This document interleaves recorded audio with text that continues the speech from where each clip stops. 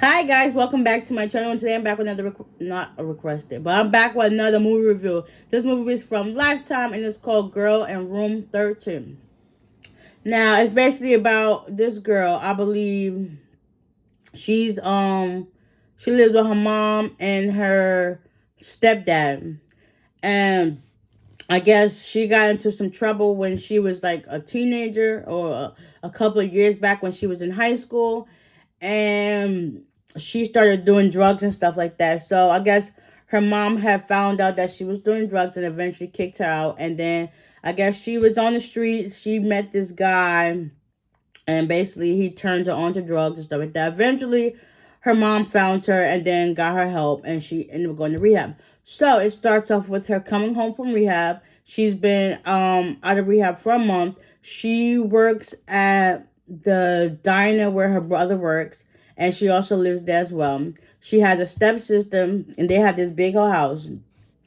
And she's basically just trying to get her life back in order. She's clean, and she wants it to stay that way. She also was a avid swimmer slash diver, so she goes to, I would say, like the rec, wherever they take swim lessons at. And this girl recognized her from back when she used to win meets and stuff like that. And she asked her to teach her how to do her famous dives, and she was like, "Okay, I'll show you." Eventually, she shows her. Her mother was proud of her, like she's back getting back into her old routine before the situation with the drugs and stuff happened to her. So um days and stuff goes by. She's working her job.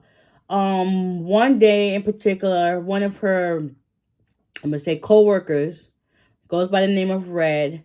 Um, um, yeah, just starts talking to her and stuff like that. So when she gets home, she gets a call from her old friend, basically the guy who got her put on drugs. His name is Richie, and he starts talking to her and saying he wants to get back with her. She was like, "No, I'm good. I want to try to get my head on straight, stuff like that." So he uses, I guess, his brother or son, I don't know, as a ruse to, get her to kind of come around. And the little boy says, "I miss you," and she's like, "I miss you too." So that eventually she gets off the phone, and then the next day she doesn't have to work, but she goes in to check on stuff because she lives there, so she's already there. She goes to get her stuff so she can get ready to go to the wreck to go swimming. And her co-worker by the name of Red, she hands her this envelope and was like, "Listen, the guy that tried to got her on drugs, Richie, wants you to take this to him at the hospital because his son Theo, the boy that I just told you, was supposed to be sick in the hospital, and she can't do it because Red can't do it because she has a shift." So her name is, yeah, Grace. I didn't even tell you her name. My bad, Grace. So Grace was kind of reluctant. It was like, I don't know, why can't you do it? And she was like, "Because I have a shift." So she was like, "Okay, I guess I wasn't really doing this in the point." So she, goes home and asks her mom. Her mom's name is Janie, and her stepdad's name is Bruce, and her stepsister's name is Tony. Okay, just so you know. So she goes home and asks her mom, Janie, um, can she borrow the car? And her mom was kind of hesitant, was like, Then she eventually gave in. She let her use her sister Tony's car to go handle the errand because Grace didn't tell her mom which friend she was going to, go run an errand for. She just said as a friend. So she was like, "Okay, I'll trust you." So eventually, Grace, she takes her dog with her, Otis, and she drives out to New Jersey. She meets up with the guy Richie, and she hands over the money to him. And she was like, "I hope that Theo's okay, and this will help him." So, mind you, they end up pulling him into this parking lot somewhere in New Jersey.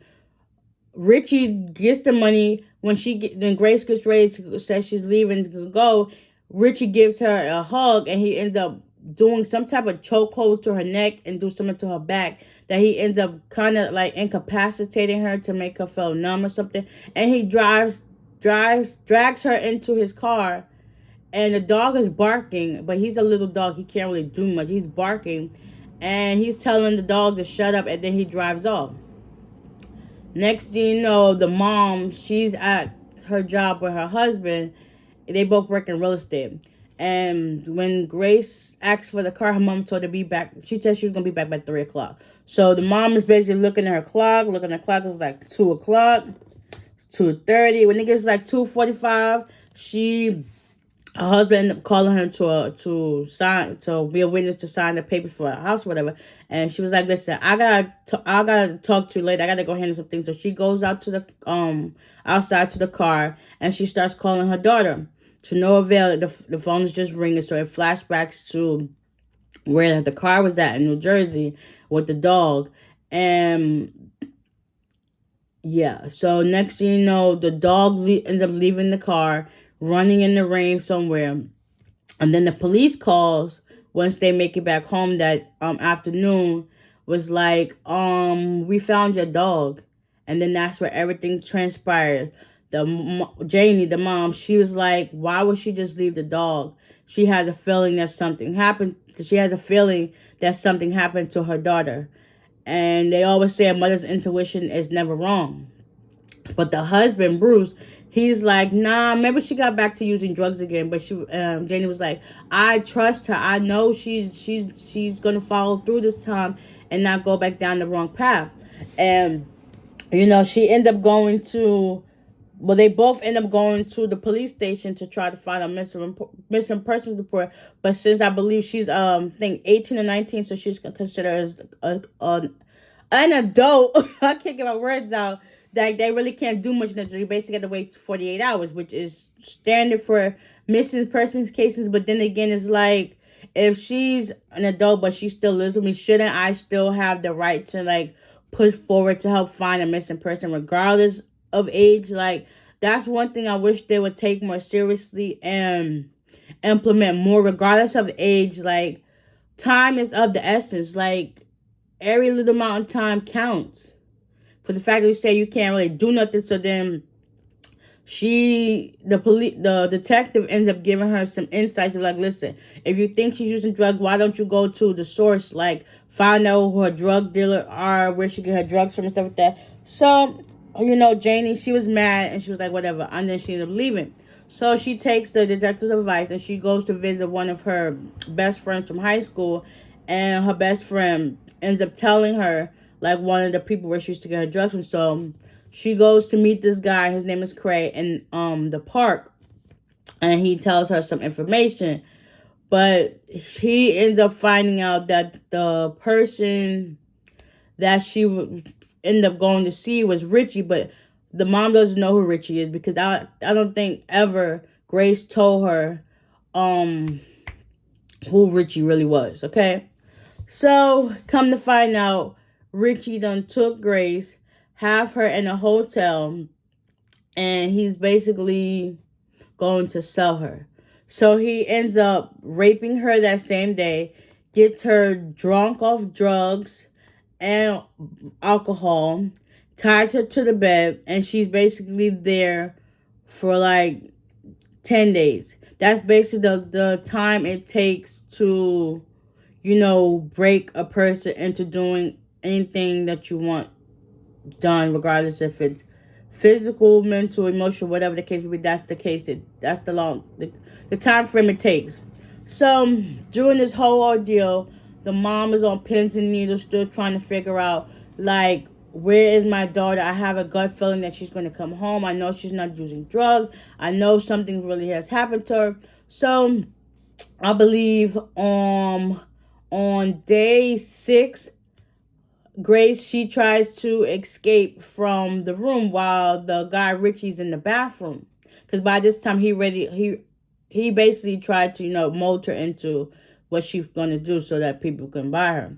So she's not chained up at this time. He's using the bathroom. So she finds and listens. It's like, okay, this is her time to escape. She ends up leaving and running outside. Mind you, she just had a shirt and her underwear. She ends up running in between these two cars. She ends up hiding underneath a truck. And then Richie comes out and he's calling for her. And I'm surprised nobody else didn't hear. And he couldn't find her, so he ended up going back into the room. She ends up running into the a cleaning services truck, and out comes the owner of the motel and the cleaning man to deliver to put take out the dirty sheets. So eventually, when they're talking, because she gets didn't pay her bill for the service, and he's like, well, listen, until you pay your bill, I can't do the service. So he was going to go put the dirty laundry into the back of the car, and when the van, he opens it, and out pops her, and she's like, help me, help me. Okay, so then the motel lady, she ends up taking her into the office, and the laundryman is just like, well, whatever, let me go ahead and do my job so I can leave. Once the lady takes her into, Lorraine is her name. Lorraine takes Grace into the office. Grace is like, can you please call my mom? Can you please call my mom? Can you please call my mom? So Lorraine, she has her cell phone, not thinking to use her the office phone. She's like, yeah, she's here. Just when you think I thought her mom was gonna come in, it was Richie. So basically, he put her back into harm's way, and that was the worst decision ever. So it goes back to Janie goes back to the police, and they start talking about more information. And oh no, she goes back to Cray, the guy who talked, the guy in the park. That, is there anything else you know about this guy named Richie? And then that's when Cray tells Janie that Richie, he gets girls, drug them, and he sells them. At first, she didn't put it together. And then she was like, he sells the girls? That's when she ended up going on home and Googling sex trafficking. And then she ended up going to the place that, helps people that's been sex trafficking, whatever the case may be. And the lady there provides her with information. And then now it's like everything is starting to click. So the lady asked Janie, how long has your daughter been missing? She was like, 8 days. She was like, that's perfect timing because it takes 10 days to break you. So that means technically she only had 2 days left to find her daughter and, keep her from not getting sold.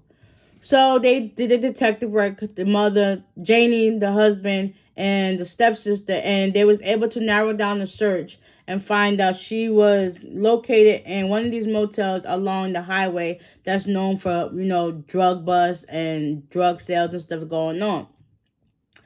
And it was just so crazy because it's like, wow. And the other thing that blow my mind was that the motel lady, she knew what was going on with the guy and did not say nothing. Like, why would you send her back to him? And then to come to find out, he also had the room where Janie was room that Grace was staying in. He bought 2 more rooms downstairs. So eventually, the mom, she goes looking through. They end up find her because they go back and track the whereabouts where the car was. They end up tracking the receipts. They end up calling the car company, and they were able to retrieve this information from all of them and put 2 and 2 together. So long story short, the mom finds Janie, but before she finds her, she finds the room, and there was 3 other girls, and she was like, listen, I'm going to come back for y'all. So basically, Janie's calling out for her mom. Janie's calling out for her daughter, Grace. Eventually, at this time, Grace is dressed provocatively in a lingerie, and then this guy that was supposed to buy her comes in the room and tries, have sexual favors with her. Eventually, when Grace hears her mom calling her, she calls out, Mom, Mom, and then she musters up enough strength to get a lamp and knock it over the guy's head. And, her mom comes upstairs to get her safe, and next thing you know, the police come because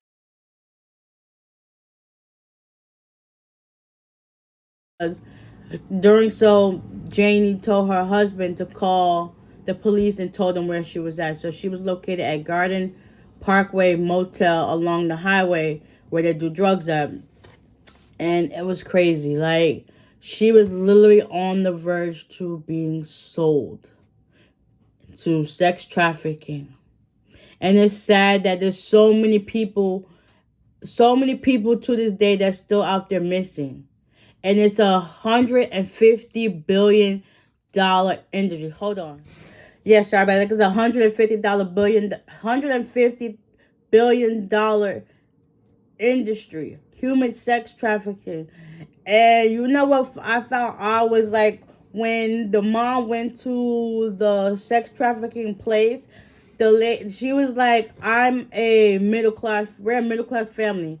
The lady was like, and she was black. She was like, you mean you're white, right? I was like, oh my God, that's crazy. But you know what? People do think that way. Like, it's not going to happen to them because they have a status and they have a certain level of money. No, it can happen to anybody, no matter your race, your nationality, where you live. It can happen to anybody. It can literally happen to anybody. So that's why you always got to be careful of your surroundings and who you talk to. Know who you trust, because not everybody's your friend. They always have somebody who's always out there that has ill intentions towards you, and it's like you don't want to be put in that situation. So, guys, I hope I hope you guys enjoyed this recap, and this basically is based on a true story because those are real events that actually happen every single day. So this movie was also dedicated to Anne Hayes. She was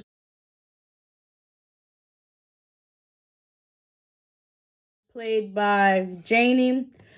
She recently died in a car crash, I believe, a month ago. So this is in love and memory towards her. I hope you guys check out this movie. It's on Lifetime and the Lifetime app up until got 2 weeks left to watch on the app. I'm not sure how long it's on the regular TV, but yeah, y'all can check it out. It's called Girl in Room 13. It's really good. Like, I hate seeing movies like this, but you know it's also great to see because it brings awareness and it brings attention to a lifelong and a ongoing problem that people don't take seriously, which they need to take serious because it can happen to anybody. So with that being said, I hope you guys enjoyed, and I'll see y'all in the next one. Bye.